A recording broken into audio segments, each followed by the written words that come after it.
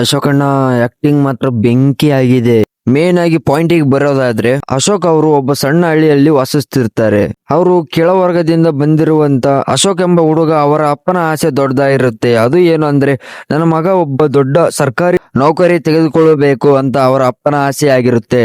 ಆದ್ರೆ ಅಶೋಕ್ ಮಾಡೋದು, ಅವರ ಹಳ್ಳಿಯಲ್ಲಿ ಜನಗಳ ಕಷ್ಟಗಳನ್ನು ನೋಡಿ ಅವರು ಸರ್ಕಾರಿ ನೌಕರಿಯನ್ನು ಬಿಡುತ್ತಾರೆ. ಇದನ್ನೆಲ್ಲ ನೀವು ನೋಡ್ಬೇಕಂದ್ರೆ ನೀವು ಸಿನಿಮಾ ಥಿಯೇಟರ್ಗೆ ಹೋಗಿ ನೋಡಿ ಹೇಗಿತ್ತು ಅಂತ ಕಮೆಂಟ್ ಮಾಡಿ ತಿಳಿಸಿ. ಆದ್ರೆ ಗ್ರಾಫಿಕ್ಸ್ ಅಂತೂ ತುಂಬಾ ಅಲ್ಟಿಮೇಟ್ ಆಗಿದೆ. ಸತೀಶ್ ಸರ್ ಅವರ ನಟನೆ ನನ್ನ ಕಣ್ಣಲ್ಲೇ ಆ ಕಾರ್ಯ ಮತ್ತು ಆಮೇಲೆ ಅವರಿಗೆ ಬರೋ ಪಶ್ಚಾತ್ತಾಪ ಎದ್ದು ಕಾಣಿಸ್ತಾ ಇದೆ.